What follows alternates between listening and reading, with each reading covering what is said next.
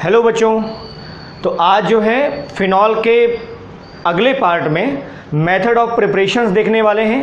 Phenol बनाने की विधियाँ, basic phenol aromatic hydroxy compound थे जिसमें OH ग्रुप सीधे सीधे बेंजीन से जुड़ा होता है और उसका मेन जो कंपाउंड था वो बेंजीन पर OH मतलब हाइड्रोक्सी बेंजीन, उसी को मेन कंपाउंड ले करके मेथड ऑफ प्रिपरेशन देखते हैं। दो तरीके से क्लासीफाई कर रहे हैं, एक तो general method of preparations for phenols और एक industrial method of preparation for phenols, मतलब एक सामान्य विधियाँ जिसके थ्रू हम फिनॉल बनाएंगे, जिसमें डाउ process very important, benzene sulphonic acid से बना सकते हैं, benzene diazonium chloride Grignard agent से, और लास्ट है सैलिसिलिक एसिड से। तो दीज आर द कॉमन या general method for the preparation of phenol. Now next method is industrial. औद्योगिक स्तर पर, बड़े स्तर पर, लार्ज स्केल पर अगर हमें बनाना हो फिनॉल तो कौन कौन सी विधियां हम अपना सकते हैं। एक कोलतार के थ्रू, क्यूमीन एक कंपाउंड है उसके थ्रू हम बना सकते हैं। रासिक प्रोसेस जिससे हम क्लोरोबेंजीन बनाते हैं उससे भी हम यहाँ फिनॉल बना सकते हैं। टाइलविन से बना सकते हैं, बेंजीन से बना सकते हैं। That is the latest method. ये जो है बेंजीन बनाने की बहुत सिंपल और लेटेस्ट मेथड है इंडस्ट्री लेवल पर, जिससे आप बड़ी आसानी से बेंजीन से सीधे सीधे फिनॉल बना सकते हैं। क्लियर। तो अब फिनॉल को बनाने के तरीके में जानने, इसको स्टार्ट करने से पहले हम थोड़ा सा फिनॉल के बारे में बताते हैं आपको। Phenol that is hydroxy benzene, इसका IPSC नेम हाइड्रोक्सी बेंजीन। वैसे IPSC में फिनॉल को भी एज इट इज़ एक्सेप्ट कर लिया गया है, ये भी IPSC नेम ही माना जाता है, ठीक है। इसका जो सिंथेसाइजेशन हुआ था सबसे पहले, मतलब इसको सबसे पहले निर्माण किया था 1834 में रंगे ने, द नेम ऑफ साइंटिस्ट रंगे। इन्होंने बनाया किससे था? कोल तार से बनाया था। कोल तार, टार होता है ना। अब देखो दो टर्म है यहाँ पर, कोल टार, या यहाँ भी आएगा कोल टार। अब कोल टार क्या होता है? होता ये है कि जैसे उड टार भी होता है, उड टार, लकड़ी का टार भी होता है, ठीक है। कोकोनट का टार भी होता है, नारियल की जो खोल होती है उसका भी टार होता है, बोन टार होता है। तो ये टार होते हैं। टार का मतलब है गाढ़ा लिक्विड। तो जब इन मटेरियल्स को, जो आगे लिखे हैं, इन मटेरियल्स को हम लोहे के बड़े रिटॉर्ट में, रिटॉर्ट का मतलब कुकर, बड़ा कुकर होगा, तो रिटॉर्ट में जब हम बंद कर देते हैं और उसमें से ऑक्सीजन बाहर निकाल देते हैं, तो वहाँ पर जब हम उस पदार्थ को ऑक्सीजन की अनुपस्थिति में या बहुत कम मात्रा में जब हम गर्म करते हैं इन मटेरियल्स को, चाहे कोयला हो, चाहे लकड़ी हो, चाहे नारियल की खोल हो, या ये बोन्स, इन सबको जब हम वायु की अनुपस्थिति में या वायु की सामान्य उपस्थिति में तेज गर्म करते हैं तो ये जलने के बजाय पिघलना शुरू होते हैं। और पिघलने के बाद तीन हिस्से इनके मिलते हैं, एक होता है सॉलिड, एक होता है लिक्विड और एक होता है गैस। इस लिक्विड वाले पार्ट को जब आप निथारते हैं तो जो ज़्यादा मॉलिक्यूलर वेट वाला हिस्सा होता है वो नीचे बैठ जाता है। ये दो हिस्से में जो ज़्यादा मॉलिक्यूलर वेट वाला हिस्सा होता है वो नीचे बैठ जाएगा और जो हल्के मॉलिक्यूलर वेट वाले होंगे वो ऊपर की तरफ फ्लोट करेंगे, ठीक है। तो इससे आप दूसरे कार्बनिक पदार्थ प्राप्त करते हैं। ये जो गाढ़ा काला उच्च अणुभार वाला मटेरियल है, गाढ़ा काला भूरा उच्च अणुभार वाला मटेरियल है, इसी को कहा जाता है टार, ठीक है, टार। इसी टार से, चूंकि कोयले से टार प्राप्त हुआ था तो नाम क्या बोल रहे हैं? कोल टार। रंगे ने 1834 में फिनॉल को सिंथेसाइज किया था, फिनॉल को प्राप्त किया था। वो कैसे प्राप्त किया था, कौन सी विधि थी, वो अभी हम इसके बारे में बात करेंगे। एक और चीज़ बताते हैं हम आपको, जो फिनॉल है इसको कार्बोलिक एसिड भी कहा जाता है। फिनॉल को कार्बोलिक एसिड भी कहा जाता है। एसिड मतलब the tendency to lose H+ ion in their solutions, in their aqueous solution. तो अगर जलीय विलयन में वो H+ आयन लूज करता है तो क्या कहलाएगा? Acid, carbolic acid. अब कार्बोलिक एसिड का टर्म अगर आप लेंगे तो ये टर्म भी बेटा देखो, कार्बो का मतलब क्या है? कार्बन, कार्बो का मतलब कार्बन, और जो ये है लिक या ऑल जो टर्म है ना, ऑल, इसका लैटिन वर्ड अगर आप लेंगे तो इसका मतलब होता है ओलियम, और इसका मतलब होता है ऑयल। तो कार्बन का ऑयल, कार्बन का तेल, उसी को नाम क्या रखा गया है? Carbolic acid. तो फिनॉल का जो 5% एक्वस सोल्यूशन होता है, 5% aqueous solution of phenol, that is known as carbolic acid. ध्यान रखिएगा बेटा, 5% जलीय विलयन, फिनॉल का 5% जलीय विलयन क्या कहलाता है? Carbolic acid. क्लियर। हाँ, फिनॉल जो है वो शुद्ध अवस्था में अगर आप देखें तो रंगहीन क्रिस्टलीय ठोस होता है। पानी में अगर सामान्य ताप पर आप घोलें, पानी में अगर सामान्य ताप पर घोलें तो ये बहुत कम विलेय होता है, अप्रॉक्सीमेट 9% जो है सॉल्युबल होता है। ऑर्गेनिक सॉल्वेंट में बहुत ज़्यादा सॉल्युबल हो जाता है। और फिनॉल के साथ ये भी है, जैसे हमने अभी बोला कि शुद्ध अवस्था में ये रंगहीन क्रिस्टलीय ठोस होता है, अगर आप इसको ऐसे ही हवा में छोड़ दीजिए तो ये ऑक्सीडाइज होना शुरू हो जाता है। फिनॉल सेल्फ ऑक्सीडाइज होता है और इसका रंग हल्का गुलाबी, फिर गहरा गुलाबी, गहरा लाल हो जाता है। तो ये ऑक्सीडेशन के बाद होता है, क्योंकि उसमें जो फिनॉल है वो पैरा बेंजोक्विनोन में बदल जाता है और जिसके कारण जो है उसका रंग परिवर्तित हो जाता है। फिनॉल ऑक्सीडेशन के बाद पैरा बेंजोक्विनोन में बदल जाता है, इसीलिए उसका रंग जो है वो गुलाबी, लाल, गहरा लाल इस तरह में परिवर्तित होने लगता है। क्लियर? तो ये कुछ सामान्य इन्फॉर्मेशन थी फिनॉल के बारे में। एक और बात बताते हैं हम आपको। एक वैज्ञानिक है लिस्टर, इन्होंने ये भी बताया था कि फिनॉल जो है वो जर्मीसाइड्स होता है। मतलब फिनॉल में एक गुण है जीवाणुनाशी का, अर्थात ये जीवाणुओं को भी क्या कर सकता है, किल कर सकता है। तो इस गुण के बारे में बताया किसने था? लिस्टर ने। फिनॉल जो है उसमें जर्मीसाइड गुण होता है और इसके बारे में जानकारी दी थी किसने? लिस्टर ने। क्लियर? तो एक जनरल इन्फॉर्मेशन फॉर फिनॉल्स और हाइड्रोक्सी बेंजीन।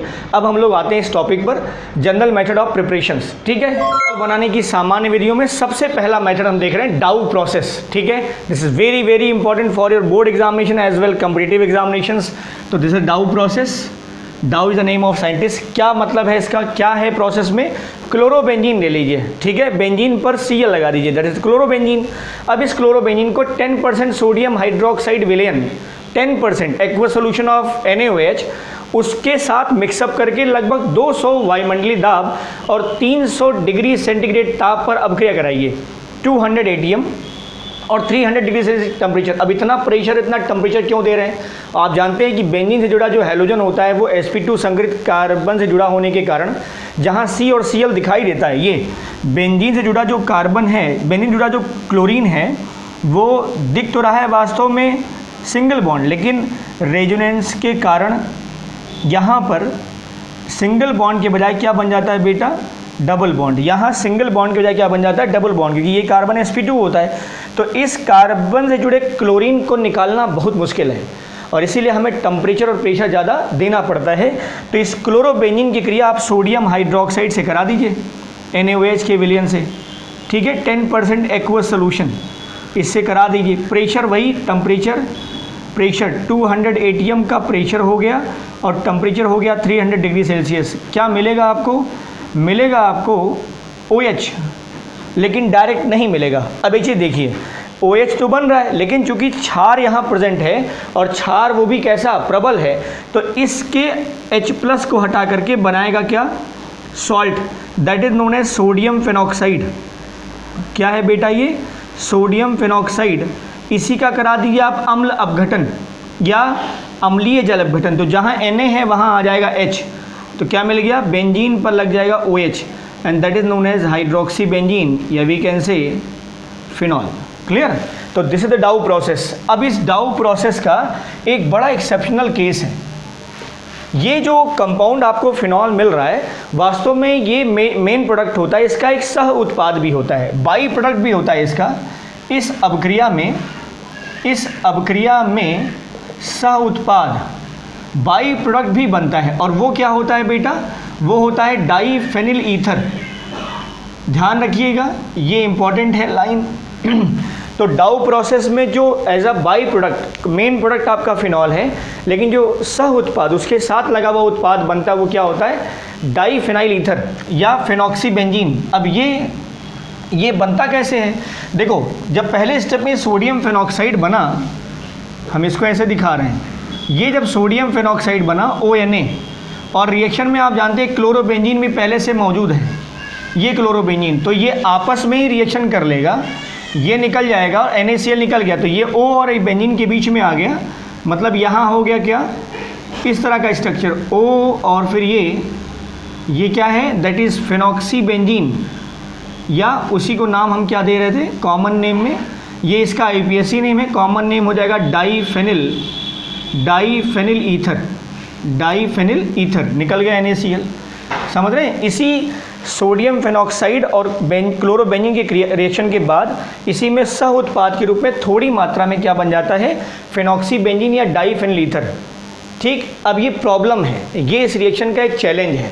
इस रिएक्शन को इस चैलेंज को ओवरकम कैसे किया जाए, शॉर्ट आउट कैसे किया जाए? तो एक तरीका है कि आप रिएक्शन को जब आप स्टार्ट करें तो उसमें 10% डाईफेनिल ईथर खुद मिला दीजिए, 10% डाईफेनिल ईथर खुद मिला दीजिए। ये जब मिला देंगे तो ये जो अपक्रिया है ना, इसकी दर कम हो जाती है। मिला देने पर यह अपक्रिया रुक जाती है, ये वाली अपक्रिया, यह का मतलब यहाँ ये वाली जो रिएक्शन है वो रुक जाएगी, तो जिससे सह उत्पाद की प्रतिशत मात्रा बहुत कम हो जाएगी। पहले से हमने मिला रखा है तो ज़्यादा कंटेंट डाईफेनिल ईथर का ना बन करके आपका मेजर प्रोडक्ट क्या बनेगा, फिनॉल। क्लियर? तो दिस इज अबाउट योर डाउ प्रोसेस। अब एक और तरीका देखो, यूज़ कर रहे हैं हम बेंजीन सल्फोनिक एसिड के द्वारा। बेंजीन सल्फोनिक अम्ल के द्वारा हम फिनॉल कैसे बनाएंगे? तो बेंजीन सल्फोनिक अम्ल, तो पहले ये देखो कि बेंजीन सल्फोनिक अम्ल कैसे बनाएंगे। तो ले लीजिए बेंजीन का करा दीजिए सल्फोनीकरण। यहाँ ले लीजिए आप सधूम्र H2SO4 फ्यूमिंग सल्फ्यूरिक एसिड। तो बेंजीन पर एक हाइड्रोजन हटेगा और उसकी जगह पर आ जाएगा SO3H। इसको बोलते हैं सल्फोनीकरण, सल्फोनेशन ऑफ बेंजीन या बेंजीन का सल्फोनीकरण, सल्फोनेशन। ठीक है, जिसमें H बेंजीन का हटेगा और उसकी जगह पर क्या आ जाएगा, SO3H। H हटेगा और उसकी जगह पर क्या आ जाएगा बेटा, SO3H। तो ये हो गया बेंजीन सल्फोनिक एसिड, ये हो गया। इसकी रिएक्शन करा दो क्षार से। जब आप क्षार से कराओगे रिएक्शन तो सॉल्ट बन जाएगा, सोडियम बेंजीन सल्फोनेट, मतलब H+ यहाँ से हटेगा और यहाँ बन जाएगा क्या, SO3Na। ये क्या है, this is sodium benzene sulphonate, clear? अब इसकी रिएक्शन फिर से कराओ NaOH के साथ, तो यहाँ से निकल जाएगा Na2SO3, सोडियम सल्फाइड जो है वो बाहर निकल जाएगा और यहाँ पर मिल जाएगा हमें सोडियम फेनॉक्साइड। ध्यान रखिएगा, सोडियम हाइड्रोक्साइड या पोटेशियम हाइड्रोक्साइड लेंगे तो आपको सीधे फिनॉल नहीं मिलेगा, आपको उसका सॉल्ट मिलेगा, सोडियम का या पोटेशियम का। तो ये हो गया सोडियम फेनॉक्साइड, और इस सोडियम फेनॉक्साइड का फिर से अम्ल अपघटन करा दिए, या जैसा यहाँ कराया था H+H2 वो करा दीजिए। तो Na की जगह पर क्या आ जाएगा, H, और फिर आपको आपका मेजर प्रोडक्ट या जो कॉमन प्रोडक्ट है जो चाहिए था आपको वो मिल जाएगा। ठीक है, तो ये प्रोसेस क्या है, बेंजीन सल्फोनिक अम्ल से हम कैसे फिनॉल बना रहे हैं। तो हम फिर से बता रहे हैं, बेंजीन को सधूम्र मतलब एक ऐसा सांद्र सल्फ्यूरिक अम्ल जिसमें से सल्फर ट्राइऑक्साइड का धुआं निकलता है। धूम्र का मतलब क्या होता है, धुआं।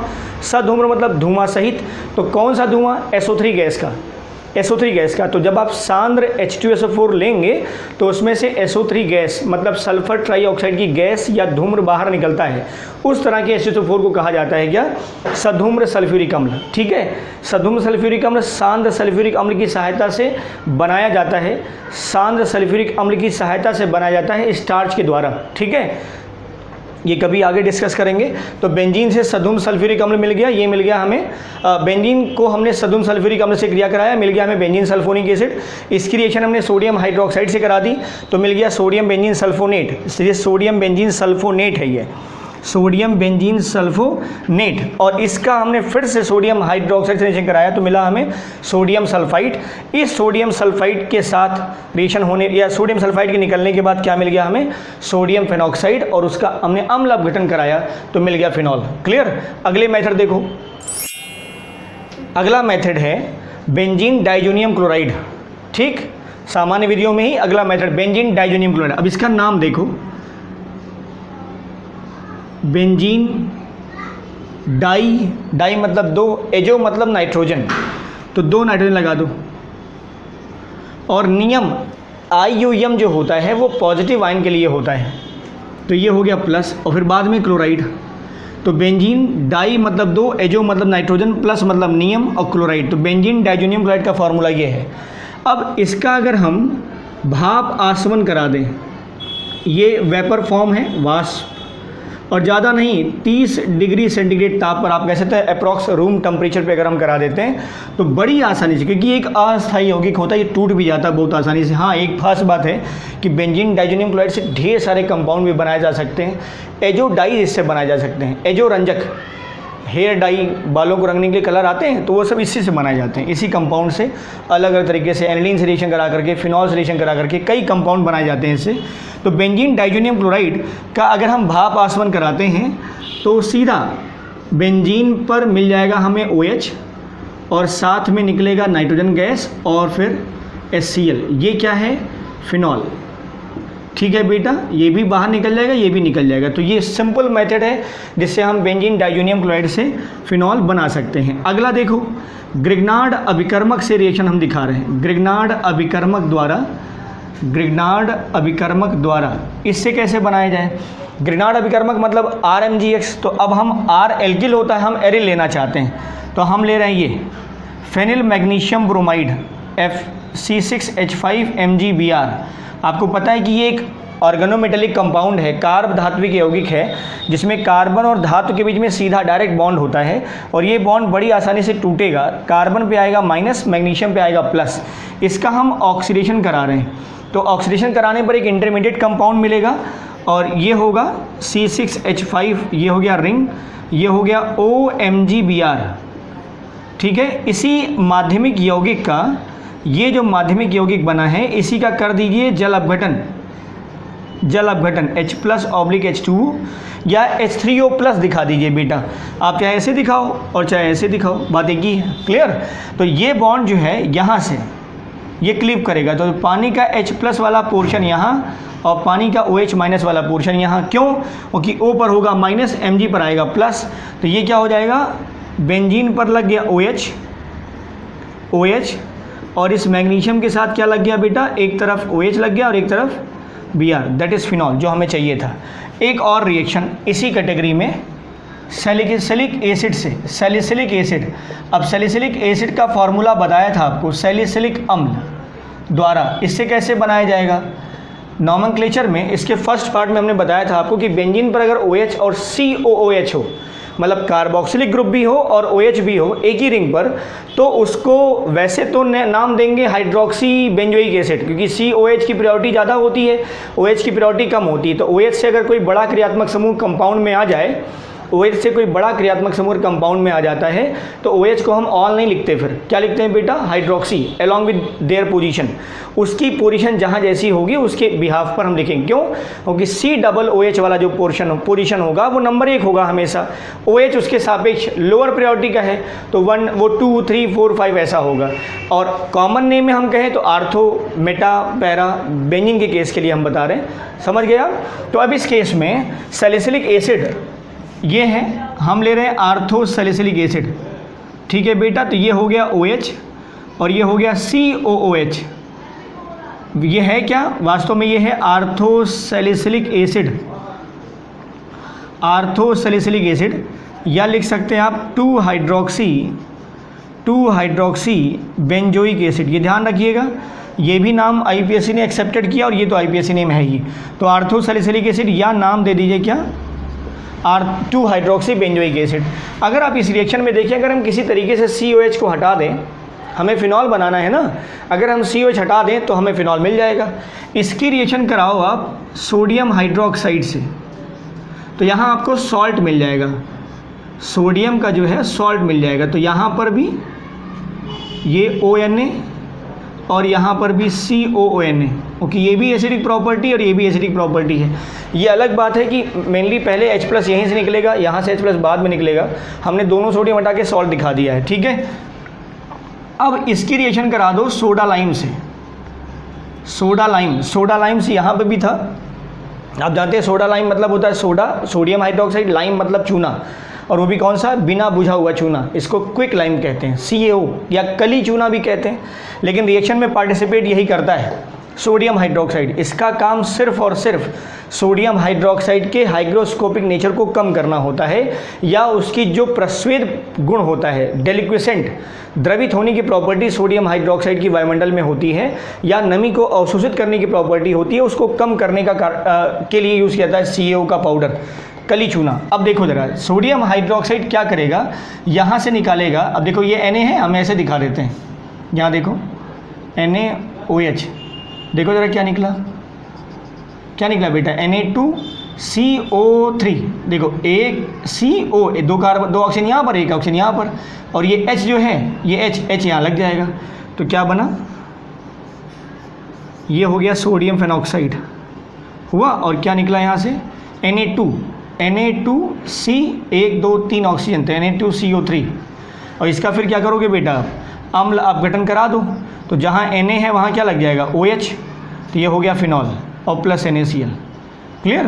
तो दीज आर द मेथड्स या these are the general method for the preparation of phenols. अगला देखते हैं इंडस्ट्रियल मेथड, विधियाँ देख रहे हैं, और इसमें पहला जो रिएक्शन का मेथडोलॉजी है वो है कोलतार से। कोलतार से हम फिनॉल कैसे बनाएंगे इंडस्ट्री लेवल पे या लार्ज स्केल पे। ये प्रोसेस रंगे 1834 जो बता रहे थे आपको शुरुआत में ही, रंगे के द्वारा कोलतार से फिनॉल ऐसे ही लगभग प्राप्त किया गया था। तो आज भी इंडस्ट्री लेवल पे बड़े स्तर पर अगर हमें फ़िनॉल प्राप्त करना है तो वो एक तरीका है जिससे हम कोलतार से फ़िनॉल प्राप्त कर लेंगे। इसका आउटलाइन देखो क्या है। कोलतार, हमने अभी आपसे बताया था कि हम भंजक आसवन करते हैं कोल का और रिटॉर्ट के अंदर वायु की अनुपस्थिति में, जिससे पदार्थ अपघटित होता है। 3 हिस्से मिलते हैं, ठोस, द्रव और गैस। द्रव वाले हिस्से में जो कम क्वथनांक वाला होता है वो पहले ऊपर परत के रूप में आ जाएगा, जो ज़्यादा क्वथनांक वाला होगा वो नीचे आ जाएगा द्रव के अंदर। ठीक है, जो ज़्यादा क्वथनांक वाला द्रव होगा, गाढ़ा काला भूरा द्रव होगा, उसको हम बोल रहे हैं टार। कोल से बना हुआ टार है तो नाम दे रहे हैं कोलटार या कोलतार। ठीक है, अब इससे ढेर सारे कार्बनिक पदार्थ बनाए जाते हैं। इवन इससे एसिटिक एसिड बनाया जाता है, इससे कई प्रकार के पदार्थ बनाए जाते हैं। फिनॉल बनाते हैं, क्रेसॉल्स बनाते हैं, नेफ्थलीन बनाते हैं, एंथ्रासीन निकालते हैं, बिटुमिन निकालते हैं, नेफ्था निकालते हैं। कई ऐसे कंपाउंड हैं जो इस कोलतार वाले हिस्से से प्राप्त किया जाता है। अब जब इस कोलतार का हम प्रभाजी आसवन करते हैं तो प्रभाजी आसवन का मतलब हो गया, प्रभाज का मतलब हो गया अंश, थोड़ा थोड़ा हम आसवन करेंगे। ध्यान रखिएगा, आसवन में 2 प्रोसेस आएगी, वाष्पन और संघनन हर बार। ठीक है, तो जब हम इस पदार्थ का प्रभाजी आसवन करते हैं तो प्रभाजक स्तंभ में जब हम इस्तेमाल करते हैं, बड़ी सी कॉलम होती है अलग अलग टाइप की, तो प्रभाजक स्तंभ में हमें कम क्वथनांक वाले द्रव ऊपरी हिस्से से बाहर निकल जाते हैं, और जो ज़्यादा क्वथनांक वाले द्रव होते हैं वो देरी से उबलते हैं और बाद में निकलते हैं। ठीक, कम क्वथनांक वाले जो द्रव होते हैं वो पहले ऊपरी हिस्से से निकल जाते हैं। ये जो द्रव निकलते हैं इनको बोलते हैं हम प्रथम प्रभाज, द्वितीय प्रभाज। अगली बार जो निकलेगा वो द्वितीय प्रभाज, फिर नीचे जो निकलेगा वो तृतीय प्रभाज। कहने का मतलब ये है कि जो कम क्वथनांक वाला होगा या कम क्वथनांक वाले जो कार्बनिक पदार्थ होंगे वो प्रथम प्रभाज के रूप में निकल जाएंगे, जो उससे कम, जो उससे ज़्यादा क्वथनांक वाले होंगे वो मध्य प्रभाज के रूप में निकलेंगे, और जो सबसे ज़्यादा क्वथनांक वाले होंगे वो अंतिम प्रभाज या तृतीय चतुर्थ प्रभाज के रूप में बाहर निकाले जाते हैं। ठीक है, इससे पदार्थों को हम उनके क्वथनांकों के आधार पर अलग अलग रूप से एकत्रित भी कर लेते हैं, आसवन करा करके उन्हें एकत्रित कर लेते हैं। ठीक है बेटा, अब जो इस कोलतार के को प्रभाजी आसवन से हमें मध्य प्रभाज प्राप्त होता है। मध्य प्रभाज जिसका क्वथनांक का जो रेंज है वो लगभग 170 से 230 डिग्री सेल्सियस होता है, उसी को हम कह रहे हैं मध्य प्रभाज। ठीक है, मध्य प्रभाज। इस मध्य प्रभाज में मुख्यतः होते कई चीज़ें हैं, लेकिन मेन क्या होता है, फिनॉल्स होते हैं ढेर सारे, क्रेसॉल्स का मतलब बेंजीन पर OH और CH3 भी होगा, और कुछ नेफ्थलीन के पार्टिकल्स भी होते हैं। ठीक है, इस मध्य प्रभाज का हम जब धीरे धीरे इसको टेम्परेचर का कम करते हैं, ठंडा करते हैं, तो जो नेफ्थलीन होता है, नेफ्थलीन मतलब C10H8, नेफ्थलीन मतलब 2 बेंजीन रिंग आपस में फ्यूज़ हो गई है। ठीक है, ये नेफ्थलीन की बॉल्स आती हैं जो कपड़े में रखी जाती हैं, कुनैन की गोलियां जिसे कहते हैं, तो ये नेफ्थलीन हो गया। इस नेफ्थलीन जब आप ठंडा करेंगे इस मध्य प्रभाज को तो नेफ्थलीन के क्रिस्टल बनने शुरू हो जाएंगे। तो क्रिस्टल को आप अलग कर लीजिए। जो द्रव वाला हिस्सा होगा उसमें अब 2 हिस्से होंगे, फिनॉल्स और क्रेसॉल्स। इसको सांद्र SO4 से क्रिया कराइए। सांद्र SO4 से क्रिया कराने पर जो कुछ अन्य अशुद्धियाँ होंगी, जिन्हें हम क्षारीय अशुद्धियाँ कहते हैं, वो SO4 के द्वारा बड़ी आसानी से अलग हो जाएंगी, उन्हें अलग कर लीजिएगा। जो फिनॉल्स हैं या कुछ मात्रा में जो क्रेसॉल्स हैं, ये सब जलीय परत के रूप में ऊपर की तरफ एकत्रित हो जाएंगे। हम आपको पहले भी बता चुके हैं कि फिनॉल जो है वो पानी में बहुत कम घुलता है, तो ये परत के रूप में ऐसे एकत्रित रहेगा। ठीक है। अब इसी में कार्बन डाइऑक्साइड गैस प्रोवाइड करिए जिससे मीडियम उदासीन हो जाएगा, क्योंकि अम्लीय था। यहाँ पर जो कुछ क्षारीय अशुद्धियाँ अभी भी रही होंगी, अम्ल से क्रिया कराए जो भी कुछ क्षारीय अशुद्धियाँ रही होंगी वो अलग हुई, उसके बावजूद भी अगर कुछ बचा हुआ है तो कार्बन डाइऑक्साइड जो कि अम्लीय ऑक्साइड होता है इसके द्वारा वो उदासीन हो जाएंगी।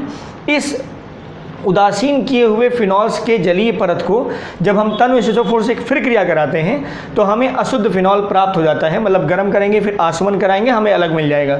ये अशुद्ध फिनॉल, इस अशुद्ध फिनॉल का फिर से हम आसवन कराते हैं और टेम्परेचर रखते हैं लगभग 180 से 181। तो जो हमें द्रव प्राप्त होता है इस टेम्परेचर पर वो होता है प्योर फिनॉल प्राप्त होता है, ठीक है। एक्चुअली जो शुद्ध फिनॉल होता है उसका गलनांक अगर देखेंगे तो 42 डिग्री सेल्सियस होता है और जो क्वथनांक होता है वो 182 डिग्री सेल्सियस होता है। शुद्ध क्वथनांक रंगहीन शुद्ध फिनॉल जो होता है, शुद्ध फिनॉल वो रंगहीन क्रिस्टलीय ठोस होता है जिसका मेल्टिंग पॉइंट 42 डिग्री सेल्सियस होता है और जिसका बॉइलिंग पॉइंट क्वथनांक कितना होता है बेटा, 182 डिग्री सेल्सियस। इसीलिए हम आपसे कह रहे हैं कि लगभग जब आप 180 से 181-82 टेम्परेचर पर आसवन कराएंगे तो यहाँ पर जो द्रव प्राप्त होगा, द्रव को फिर ठंडा कर लीजिएगा, तो यहाँ जो द्रव प्राप्त होगा वो शुद्ध फिनॉल का होता है, ठीक है। तो एक बार फ्लो शीट फिर से बता दे रहे हैं। ये मध्य प्रभाज है कोल तार का, इसको हमने ठंडा किया, नेफ्थलीन अलग हो गया। यहाँ हमें फिनॉल्स और क्रेसॉल्स के मिक्सचर्स मिल गए और कुछ बेसिक इंप्योरिटीज़ मिल गई, उसको हमने दूर किया सानच तो 4 मिला करके, अशुद्धियाँ क्षारीय दूर हो गई। इसमें फिर जो भी कुछ क्षारीय अशुद्धियाँ उसको कार्बन डाइऑक्साइड के द्वारा हमने उदासीन करके दूर कर लिया।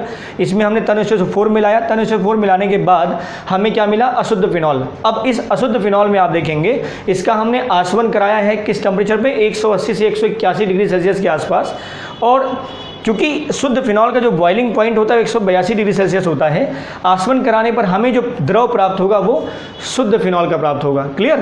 तो ये है कोलतार से इंडस्ट्री लेवल पर फिनॉल बनाने का तरीका। अब कुछ दूसरे मेथड देखो। मेथड है बेटा क्यूमीन से। Cumene it is the name of compound isopropyl benzene को क्या कहा जाता है, क्यूमीन। ध्यान रखिएगा, आइसोप्रोपिल बेंजीन। तो आइसोप्रोपिल मतलब ये आप जानते हैं ये नॉर्मल प्रोपिल है और यहाँ से H हटाओ, बॉन्ड यहाँ लगाओ और ये कर दो CH3, क्या हो गया, आइसोप्रोपिल। बेंजीन लगा दो, आइसोप्रोपिल लगा के बेंजीन लगा दो, तो ये क्या हो गया बेटा, दैट इज़ क्यूमीन। क्लियर। तो अब बेंजीन से क्यूमीन बना लेते हैं फिडल क्राफ्ट अपक्रिया के द्वारा, हम दिखा देते हैं आपको।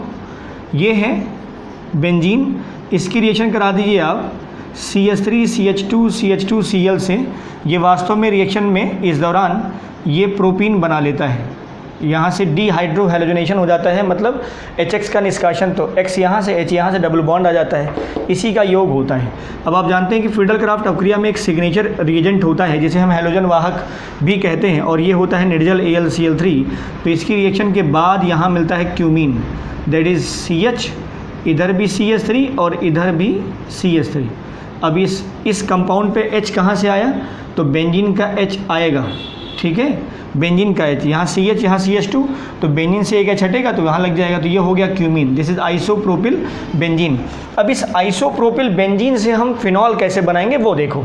तो ये आइसोप्रोपिल बेंजीन, इसका कराओ आप ऑक्सीडेशन या ऑक्सीकरण। थोड़ा स्ट्रक्चर हम ओपन कर रहे हैं, ये है CH3, ये CH3, इसका करा दो बेटा ऑक्सीडेशन। ठीक, जब ऑक्सीडेशन कराओगे तो ये जो C और H बॉन्ड है ना, इसी के बीच में पेरोक्साइड बॉन्ड फॉर्मेशन होगा, तो यहाँ मिलेगा CH3 COOH और ये हो गया CH3, ये बेंजीन।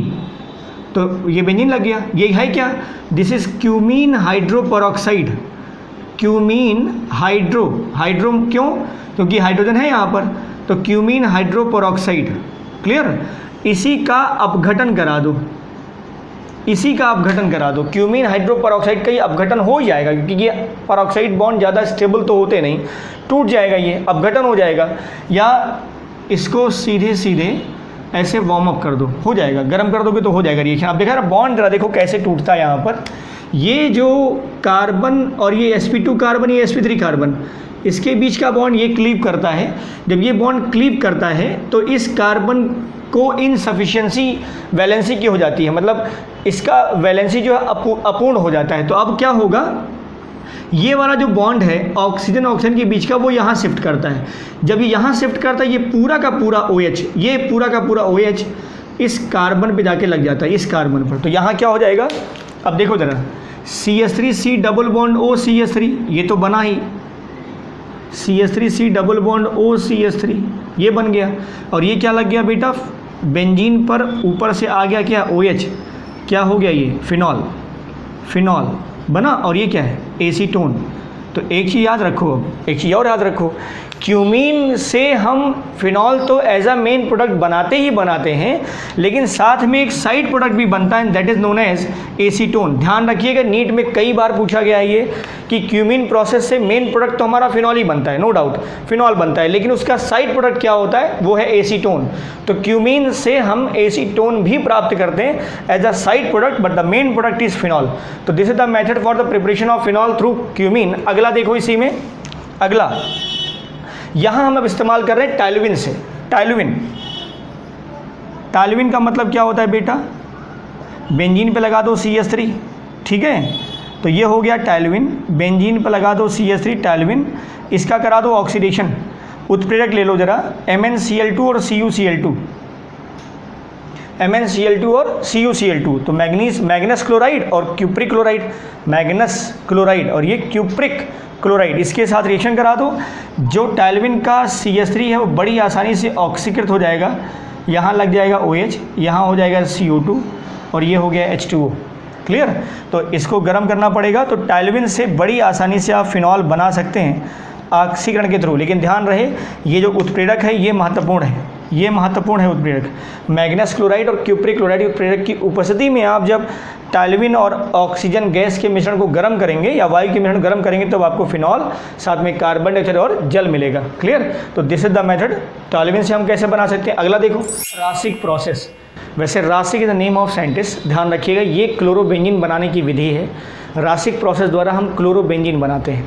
फिनॉल अब हम यहाँ बनाएंगे, ठीक है, लेकिन ध्यान रखिएगा अगर रासिक प्रोसेस कहीं आए तो वो बेंजीन, हाइड्रोजन क्लोराइड गैस और वायु के मिश्रण को जब आप क्यूप्रिक क्लोराइड उत्प्रेरक पर 250 डिग्री सेल्सियस प्रोवाइड करते हैं तो मिल जाता है क्या, क्लोरोबेंजीन। ठीक है, तो रासिक प्रोसेस मेनली वही है, लेकिन उस क्लोरोबेंजीन का हम रासिक प्रोसेस के थ्रू ही फिनॉल में कन्वर्जन कर सकते हैं। देखो कैसे, रासिक प्रोसेस में क्लोरोबेंजीन बता रहे हैं हम आपको, ये ले लीजिए बेंजीन की वाष्प। बेंजीन द्रव होता है जिसका बॉइलिंग पॉइंट 80 डिग्री सेल्सियस होता है। बेंजीन कार्बनिक द्रव है और इसका बॉइलिंग पॉइंट 80 डिग्री सेल्सियस पानी के बॉइलिंग पॉइंट से कम होता है। ठीक है, हाइड्रोजन क्लोराइड गैस ले लीजिए और ऑक्सीजन ले लीजिए, ये भी गैस है, ये भी गैस है और ये भी गैस है। ठीक है, वाष्प है इसमें।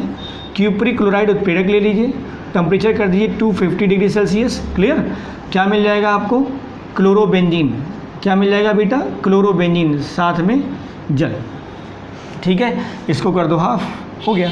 एक H यहाँ से, एक H यहाँ से, 2 हाइड्रोजन हो गए, एक ऑक्सीजन हो गया, O2 का आधा है ना तो एक O, और एक H यहाँ से, एक H यहाँ से, तो क्या हो गया, H2O, और ये Cl लग गया बेंजीन के ऊपर। तो दिस इज क्लोरोबेंजीन।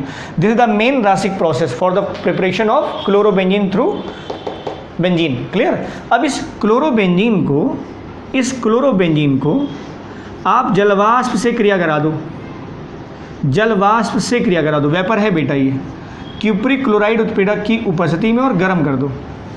या कॉपर कोई कैटलिस्ट ले लीजिए, इस क्यूप्रिक क्लोराइड के अलावा कॉपर का कोई दूसरा कैटलिस्ट ले लीजिए, तो आपको मिल जाएगा क्या, फिनॉल। क्या मिल जाएगा बेटा, फिनॉल और प्लस HCl। तो ये मेन प्रोडक्ट मिल जाएगा आपको। रासिक प्रोसेस के थ्रू आप यहाँ पर फिनॉल भी बना सकते हैं बेटा बेंजीन द्वारा। ठीक है, तो ये एक लेटेस्ट मेथड है, ये बहुत ही लेटेस्ट मेथड है for the preparation of phenol. और खासियत ये है कि सिंगल स्टेप में आप फिनॉल बना सकते हैं बेंजीन से।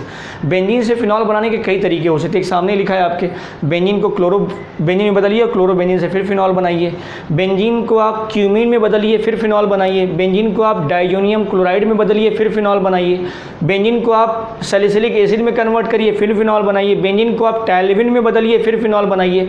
तो there are so many methods for the preparation of benzene, for the preparation of phenol through benzene in multiple steps, 2 step 3 step है ना, लेकिन यहाँ पर हम आपको बता रहे हैं एक सिंगल स्टेप में बेंजीन से फिनॉल कैसे बनाया जाएगा। तो बेंजीन की वाष्प ले लीजिए, बेंजीन का बॉइलिंग पॉइंट 80 डिग्री सेल्सियस था। वाष्प ले लीजिए और इस दोनों के मिक्सचर को वेनेडियम पेंटॉक्साइड उत्प्रेरक पर लगभग 315 डिग्री सेल्सियस पे गर्म कर दो। 315 या कह सकते हैं आप 788 केल्विन, 273 ऐड होता है ना, तो 788 केल्विन कह दो या 315 डिग्री सेल्सियस पर सीधे सीधे आपको क्या मिल जाएगा बेटा, फिनॉल। कुछ करना ही नहीं है, एज सच हो गया फिनॉल। H कहाँ से है? H यहाँ से था, तो H यहाँ पे है ना, यहाँ से, तो यहाँ से ऑक्सीजन हो गया OH। तो ये एक सिंगल स्टेप है। वेनेडियम पेंटॉक्साइड उत्प्रेरक पर 315 डिग्री सेंटीग्रेड पर बेंजीन की वाष्प और ऑक्सीजन के मिश्रण को प्रवाहित करोगे तो आपको as a main product, there is no side product, main product के फॉर्म में क्या मिल जाएगा, फिनॉल। एक latest method in a single steps. तो ये कुछ मेथड थे, सामान्य विधियाँ और औद्योगिक विधियाँ फिनॉल बनाने की। तो आई होप आपको समझ में आया होगा। तो नोट्स प्रिपेयर करते रहें। Stay tuned. Thank you for watching.